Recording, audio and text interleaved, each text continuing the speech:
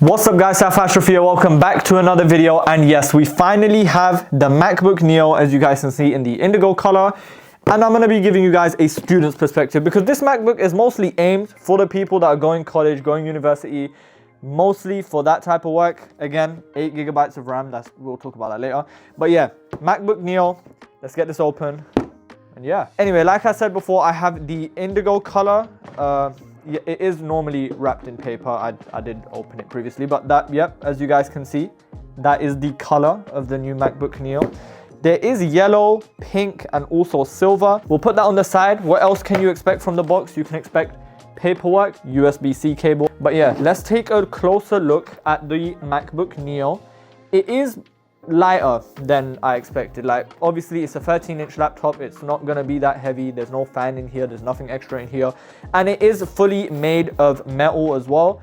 And that is honestly unheard of at that $599 and even $499 price point if you are a student. Also underrated at this price point, you don't see it, one hand opening. Like, genuinely, you'll never see a Chromebook or any Windows laptop at this price range, or even at the £1,000 price range, opening like that. And also, I'm looking at the display for the first time. 13 inches, pretty color accurate. It's not 100% P3 color accurate, so if you are doing that photo editing and video editing, it'll be fine, but you don't want to do anything like too extreme on here. I doubt you'll be doing that. We will be testing all of that, so make sure to subscribe so you don't miss out. In terms of fitting in your bag, 13 inches is going to be completely fine. Not that heavy and definitely not that thick either. This is honestly a really, really thin laptop. But yeah, anyway, first keyboard test.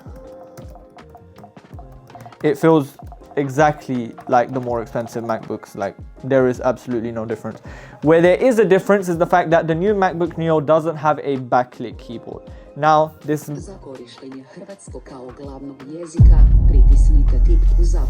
Now, I don't think it's really going to affect many people, especially because of the fact that all the MacBook Neos have this brighter, like, kind of white keys on the actual MacBook compared to the black keys that we get on other MacBooks, which means you should be able to see it pretty fine in, like, dark scenarios. And also, no Touch ID unless you spend an extra £100 to get Touch ID. In my opinion, nah, you don't really need it.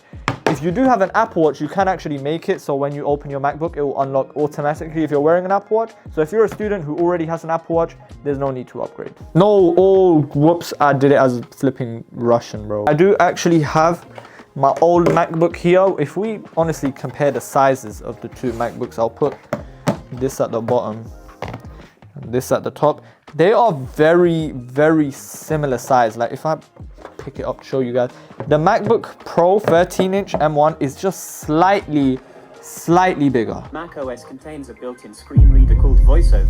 Set up with iPhone or iPad, so let's try that. Yep, set up new Mac, it's come up, so might as well press continue and see how long that actually takes. Now that I've actually been using the MacBook a little bit, the trackpad is actually different to the other trackpads we have. It's now like a force touch trackpad instead of like a haptic trackpad. So when you actually press into the trackpad, the actual trackpad moves. Like, this is a mechanical thing now. On the older MacBooks, it's like a haptic thing. You know, like the iPhone 7 home button, how there's magnets inside the phone to make it seem like you're pressing the button. That's what the older MacBooks are like, but they've re-engineered it to make it like an actual clicky thing to save costs, I guess, but it feels fine. Not as premium as the other MacBooks, but it feels fine.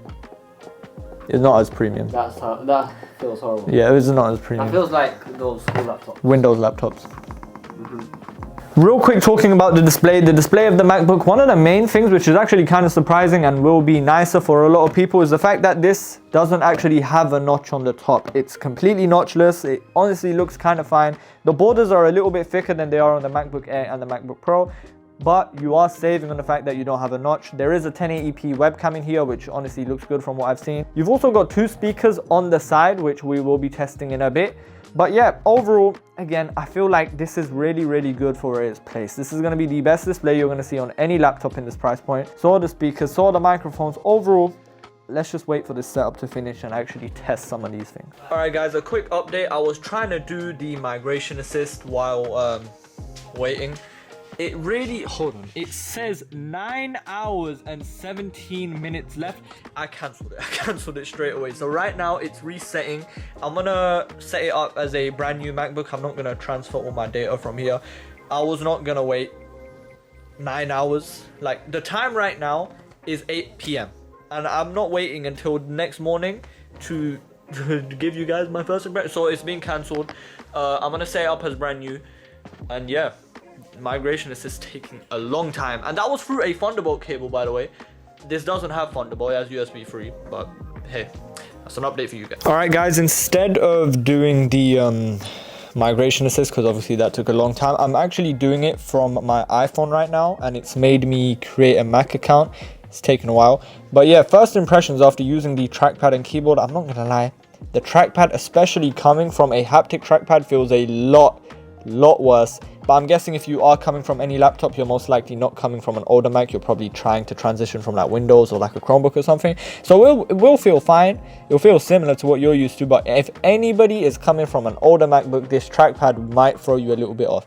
The keyboard, however, is being completely fine. Feels pretty good. Feels really similar to the older MacBooks. But yeah, overall first impressions of the keyboard and trackpad. Trackpad is a bit but the keyboard is feeling pretty good. I like the keyboard. All right, the MacBook Neo is finally set up. No way I was gonna wait 9 hours, but yeah, first impressions on the display. The display, I'm not gonna lie, does look pretty good. Let me mute this audio before I get copyrighted. This is the Drake music video. Overall, I think the colors are honestly really good. Brightness is also good. It's at 500 nits, which is brighter than the MacBook Air M1 when it came out. That was 400 nits, this is 500.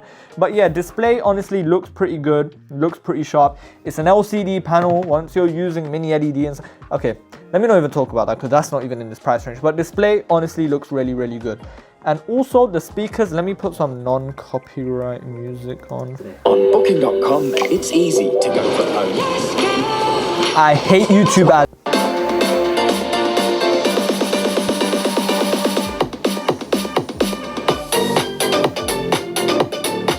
This is at max, that's max volume.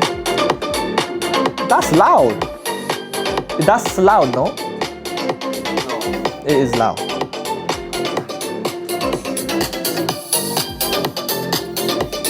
It doesn't sound better than my M1 MacBook Pro. On the other side, I did test the Drake song. The M1 MacBook Pro sounds a little bit clearer, but that's because we have one speaker on this side, one speaker on this side. They're facing like outwards. They're not actually facing towards you, so that might be the reason why it doesn't sound as clear. But the speakers are definitely, again, just like the display, much better than anything else in this price point. I think Apple are, you know, able to put a little bit expensive things in here and being able to set it at this price point. I think it's pretty good. But yeah, that was my first impression. Quick durability test, it's all right. But yeah, that was my quick impressions of the MacBook Neo. Honestly, I think it is pretty good for the money. I'm going to be testing a lot of things. I'm also going to be doing a day in the life with this MacBook, so make sure to subscribe so you don't miss out on that. But yeah, first impressions, it's really good value for the money. The build quality is absolutely amazing. The display and the speakers are honestly really good quality, again, for the price point. Trackpad a little bit disappointing. I'll be honest with you, trackpad's a little bit disappointing. Keyboard's okay, I like the keyboard. But yeah, there is still a lot more testing to be done. Make sure to follow me on TikTok and Instagram and YouTube Shorts, because that's where I'm gonna be doing a lot of the testing like that I might not be posting on YouTube like as a full video. But yeah, thank you guys for watching, and I'll see you guys in the next video very soon. There is a lot to be testing. Peace.